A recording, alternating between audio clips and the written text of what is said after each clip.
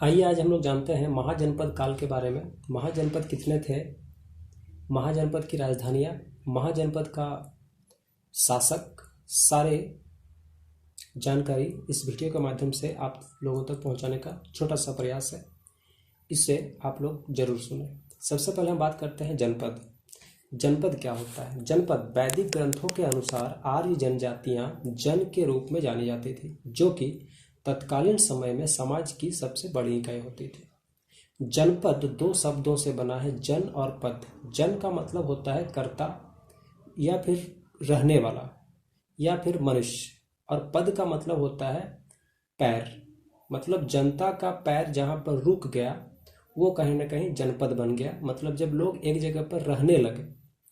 ठीक है। जनपद अगर हम बात करें तो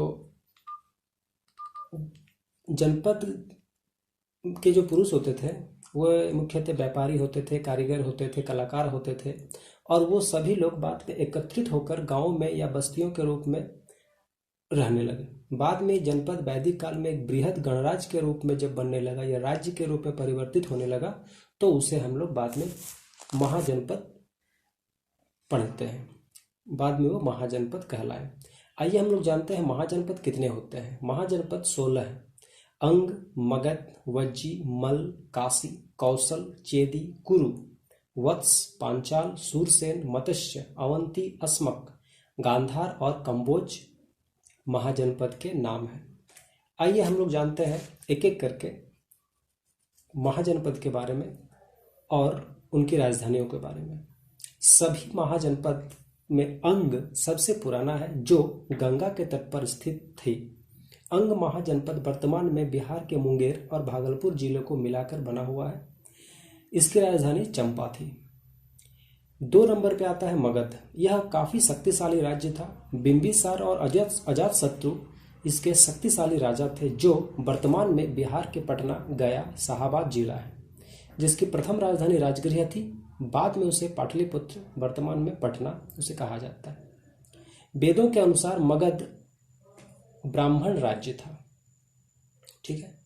उसके बाद आता है वज्जी। वज्जी 8 कुलों का संघ था, जिसमें वज्जी महत्वपूर्ण था। यह बिहार के उत्तरी गंगा किनारे बसा हुआ था, जिसकी राजधानी उस समय वैशाली थी। उसके बाद आता है मल्ल। मल्लों का उल्लेख जैन और बौद्ध ग्रंथों में मिलता है। वर्तमान में उत्तर प्रदेश के वर्तमान देवरिया, बस्ती, गोरखपुर, सिद्धार्थनगर आदि था। इसकी 2 राजधानी, एक कुशीनगर और एक चावा थी। उसके बाद आता है काशी। काशी वर्तमान में वाराणसी के आसपास में अवस्थित है, जो वरुण और अस्सी नदी से घिरी हुई है, जिसकी राजधानी वाराणसी थी। कौशल। कौशल मगध के उत्तरी पश्चिम क्षेत्र में बसा हुआ था, जिसकी राजधानी श्रावस्ती थी। वर्तमान में उत्तर प्रदेश के फैजाबाद, गोंडा, बहराइच का सीमा कौशल महाजनपद पर आता था। उसके बाद है चेदी। चेदी की राजधानी शक्तिमती थी, जो वर्तमान में बुंदेलखंड क्षेत्र में आता है। चेदी में शिशुपाल का शासन था। कुरु। कुरु महाजनपद